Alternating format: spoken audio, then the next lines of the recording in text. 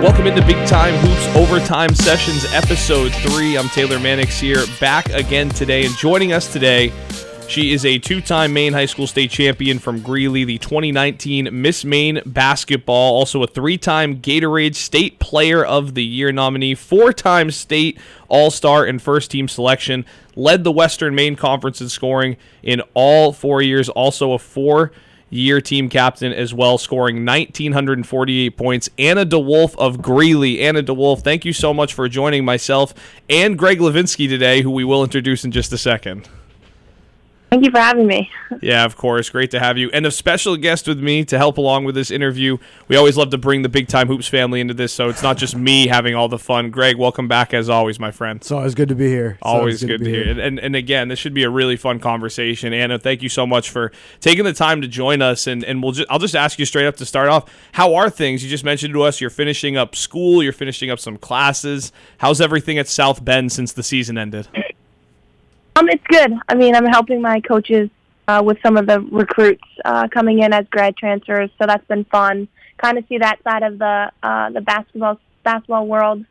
Finishing up classes, like you said. I have finals in a couple weeks. Gonna get that master's degree, so I'm excited. What's the master's in? Management. So so I mean, we could talk about the season at hand, but I think we're also curious what happens after college. So I kind of going to go in reverse chronological order here. Look, once finals are over, are you going to keep playing basketball? That's the goal. I recently signed with an agent to play overseas. Cool. Not exactly sure where. It's still in the early process of it, but definitely trying to figure that out. That's really exciting, and I know everybody up here in Maine is going to be really excited to hear that because we've all been rooting for you. We've been following you very much so through this college career, and I know a lot of us would love to follow you into playing in Euros. Is there any destinations for you in particular? I know obviously maybe you might not have total say in where you ended up, but if there's anywhere in Europe you could go, is there any destination maybe on your mind you'd love to be able to experience? I'm really open for anything.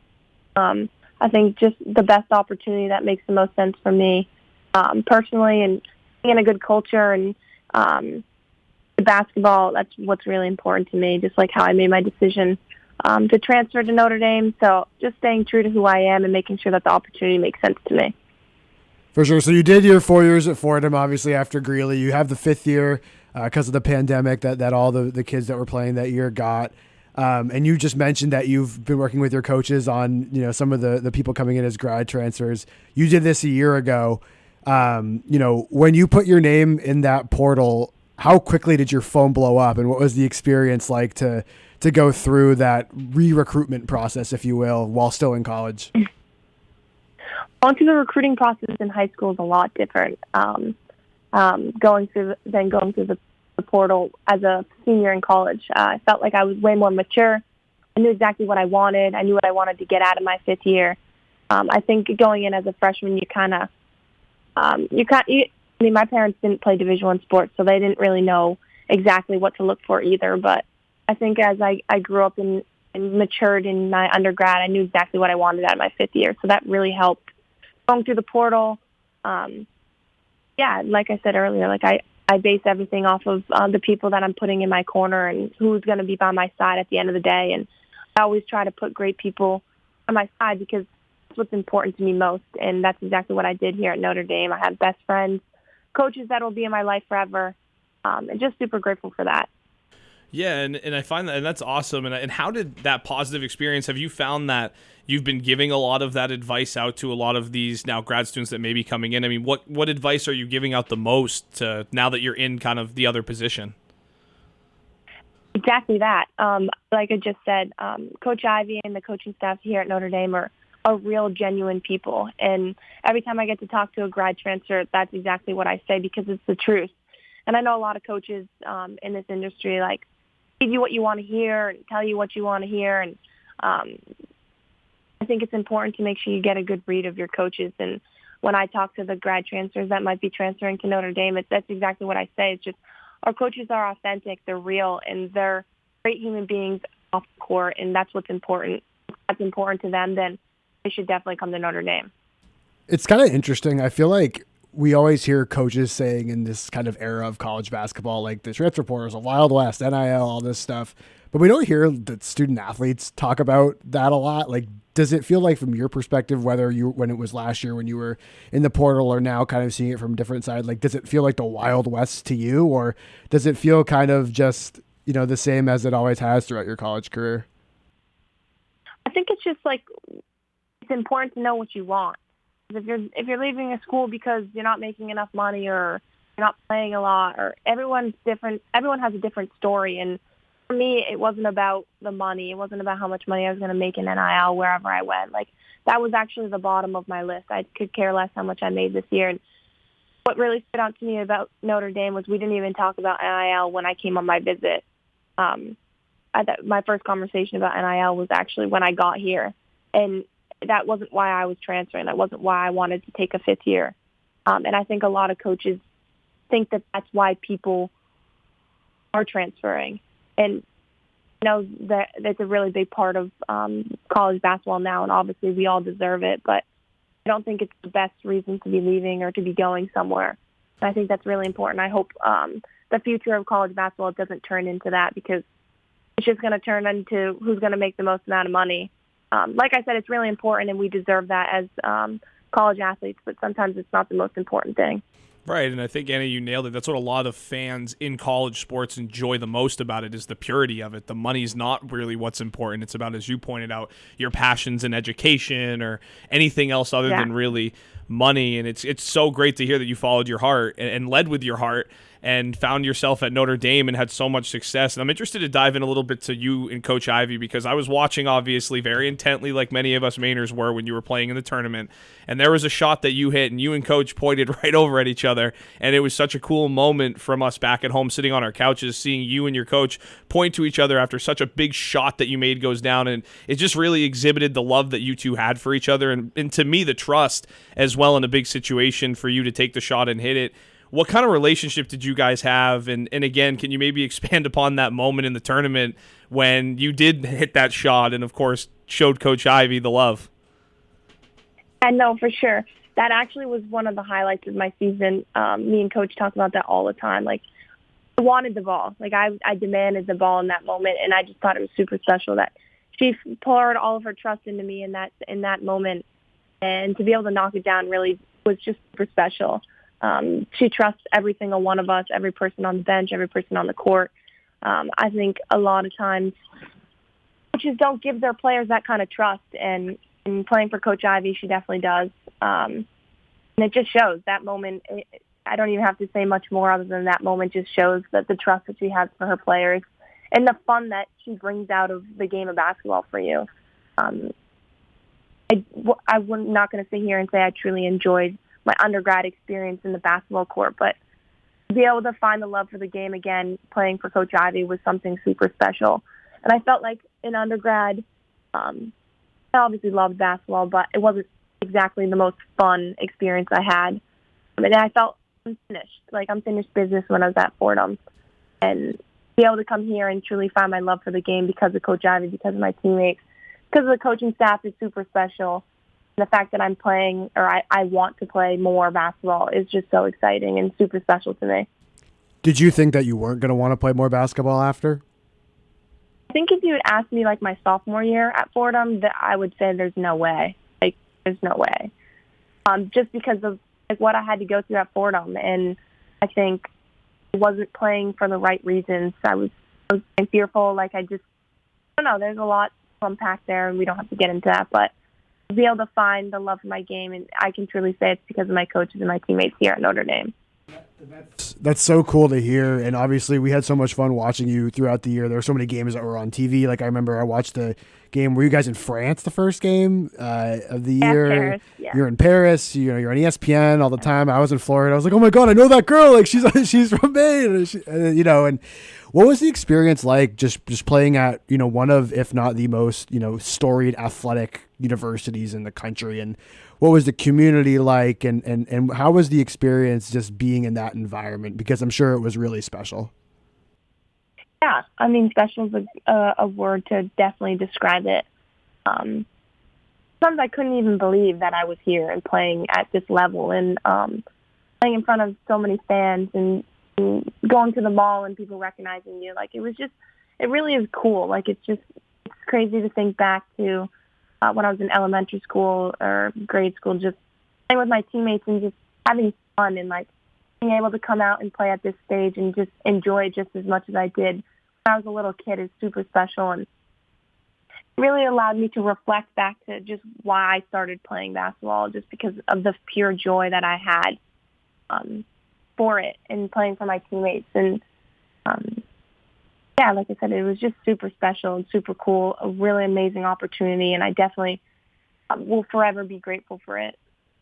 Yeah, and of course, just some of the accolades that you acquired while you were at Notre Dame. You guys obviously won the ACC tournament champion, which I definitely want to ask you about next, but you were one of 2 Irish players to start all 35 games, averaging 8 points, 2 assists in 29 minutes played with an unbelievable field goal percentage of 45.3%. And of course, you had a couple massive games as well down the stretch, especially at Florida State when you knocked down 6 3-pointers to win in double overtime and had 24 points, the most that you put up in that uniform, along with scoring 2,000 career points at Pittsburgh.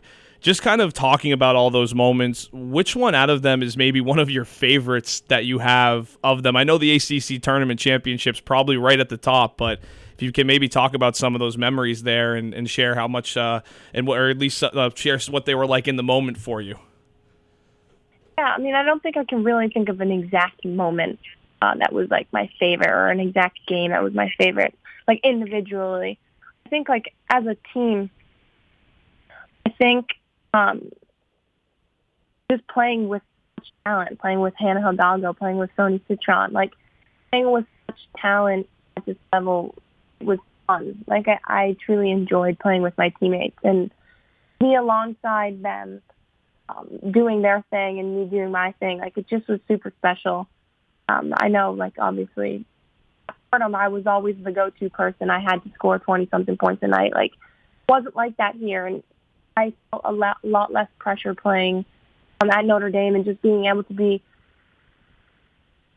like the glue and the leader out there. And that was my time. It was my time. And when I had to score, I had to score. Like, it wasn't that every single night, and I truly enjoyed that. Like, being able to anyone's given night every single night, and it wasn't the same person every single night, which was super cool because it just shows how talented we are, and my team will continue to be. Yeah, it was just super cool to be able to play with such talent beside me, and the friendships that we had off the court was that much more special. I know that you talked about unfinished business, which I think when we interviewed you on the show in the fall, it was, you really wanted to play in the NCAA tournament, which obviously you did, and you won a couple of games. So, I mean, the business was, somewhat finished. I'm sure you guys also, you had legitimate thoughts of a national championship and going on a really long run. But, now that there's been not a ton of time, but some time since the NCAA tournament, what were your reflections from your experience to be able to be a part of that and achieve that dream? It was really cool. I had no regrets about my college careers because I met amazing people. I wish I had it a little bit longer, though. I wish I could have gone to the tournament a couple more times because one was definitely not enough. But I had no regrets. Like I met amazing people at Fordham. I had a great experience with my teammates, my friends, my coaches. So I don't regret anything. But if I could do it again, I think that I would want to play in the tournament a little bit longer, and a little bit, a couple more years. So definitely something that everyone deserves to accomplish. I mean, I wish everyone could go to it because it's really that cool and that special, but definitely is hard. It's a hard challenge. Playing teams you've never seen before, doing scouts on teams that you've never seen.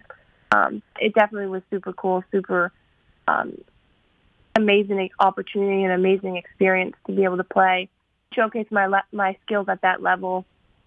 But yeah, something that I'll always remember and something I'll always cherish, the memories we made together. When you're in that experience, like, are you feeling the oohs and ahs that you're feeling now, or is it really just like business as usual in terms of basketball preparation, or does it really feel different, from everything throughout the experience? I don't know. I mean, you're in March Madness, so you're just really kind of focused on your team, your success, your scout, the teams you're playing. your side of the bracket. I mean, you can't really look too far ahead, obviously.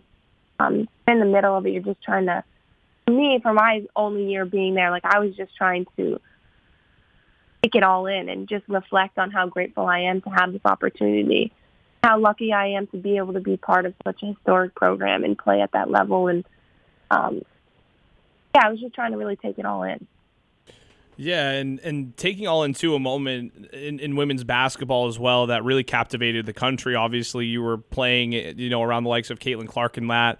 What for you, I mean, how fun has this been, too, for you to see the growth of the women's game and know that you're also a part of it, especially here in the state of Maine, but also nationally with what you've done at Notre Dame? It was really cool. I mean, obviously, you said Caitlin Clark's name, but I was alongside Hannah Hildog all year.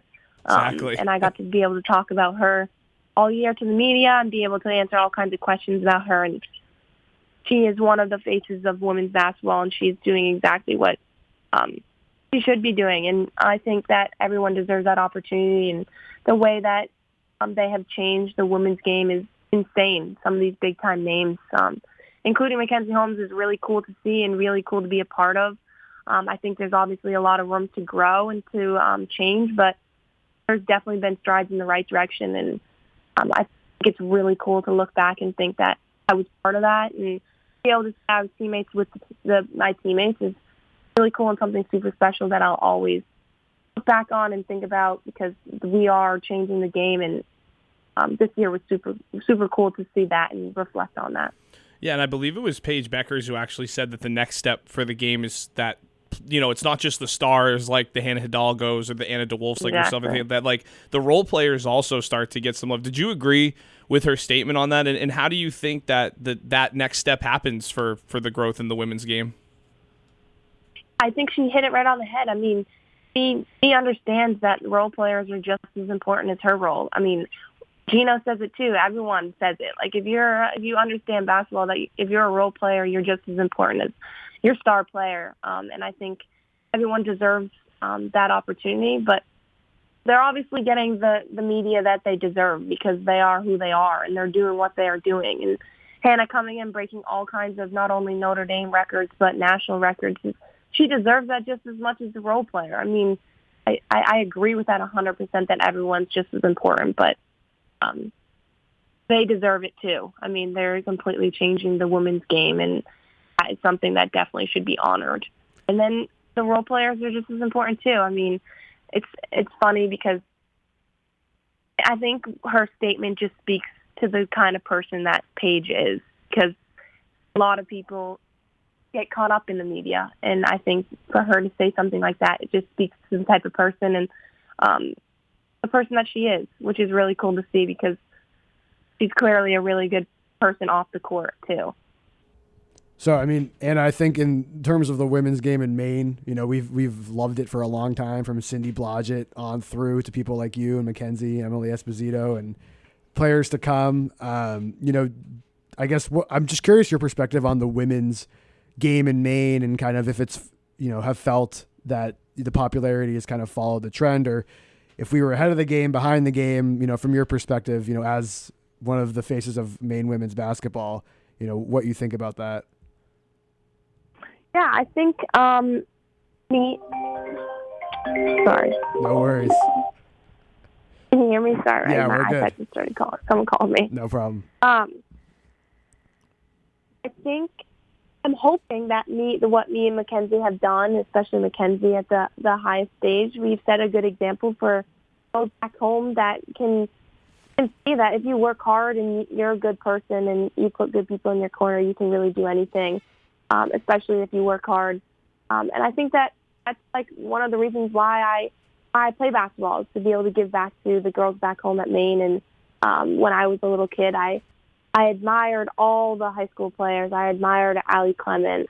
She was one of my biggest role models growing up, and to be able to go in her footsteps and follow her path and her pave the way for me was something I really was thankful for, because she set such a good example for me. And I hope that me and Mackenzie and the people or the other female athletes that are in college playing basketball or any other sport, honestly, I hope that we can do the same for those little girls back home and be able to be pave the way for them and hope that they can dream to be like us. And hopefully and I see a bright future. I think that if they just work hard, that they can definitely get to this level. Anna DeWolfe again of the Notre Dame Fighting Irish. Thanks so much for joining us. A 2024 All-AC academic team, 3-time first-team All-A10, 2-time WBCA All-American honorable mention and regional finalist, along with a 2023 All-Met first team, 4-time A10 Commissioner's Honor Roll. We can go down the list as well. Started 111 games in your college career. Anna DeWolfe, thanks so much again. It's an honor to speak with you, get your perspective on this stuff, and it's been great to talk to you today. Awesome. Thank you so much for having me. Anna DeWolfe again, and Greg Levinsky as well. Thank you so much for coming in and jumping on this again. It felt like we were back doing the starting five of season 1 all over again. Yeah, no, it's a pleasure. I loved watching Anna in high school, and it's been great to watch her through college and cool to kind of wrap up the career and hear her perspective. It's been fun. Again, OT Sessions, Episode 3, Anna DeWolfe, Greg Levinsky, I'm Taylor Mannix. Till Episode 4, we'll catch y'all then. Sweet. That was great. Thank you so much. Yeah, Anna, that was unbelievable. That was really incredible stuff. You're just, I loved speaking with you every time. You're so intelligent. You know the game so well. Oh, thanks. I appreciate it. Hopefully one day I'll be on the court again on the other side of it. Yeah, I just wish that we got a Anna DeWolfe coming home game like we got a Mackenzie Holmes in Portland. Hell? That would have been sick. Notre Dame should have been coming up playing up here. Cool. I know. We should have had like the Catholic School Open. Notre Dame, BC. I guess Maine's not Catholic. Throw Holy Cross in there. Yeah. All right, Anna. Have a great so weekend much. and good luck with everything moving forward. Thank you so much. See Take you. care. All right, have a good one.